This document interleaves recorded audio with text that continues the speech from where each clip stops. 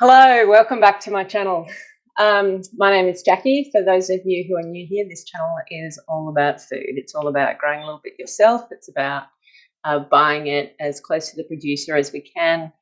And then once we have it in hand, it's about using it and wasting as little as possible. So if that sounds like something you'd be interested in, please do consider subscribing. Now, today I am going to make a beetroot relish. I actually bought these beetroot for a slightly different project, and time has just gotten away from me, and I just need to do something with them that's quick and that I think we will eat, and that is going to keep reasonably well. So that's what this recipe is basically. It's going to keep for quite some time in the fridge, but it doesn't involve any water bath canning or anything like that. So sounds like a great recipe to me. So basically I've got three very large beetroot grated up. That's basically going to be the basis of our recipe, along with one onion and a few other spices basically. So let's get into it. Okay, so to start off, I've got my pot, my reasonable sized pot on the stove top. It's on a medium heat and it's got 1/4 cup of oil in it.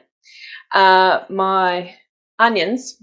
So I have one smallish onion, just finely sliced. I basically cut it in half and then sliced it up.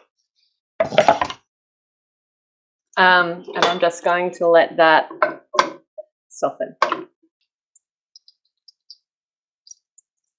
Right, now that onion is nice and soft, I'm actually going to put in my grated beetroot. And I'm going to put in a 1.5 teaspoons of pepper, ground pepper.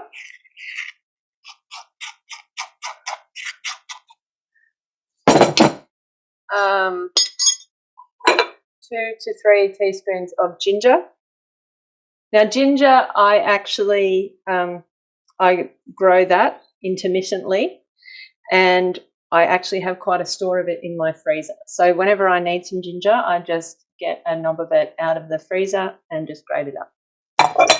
Okay, now I'm going to put in the apple cider vinegar. So we need 1 cup of apple cider vinegar.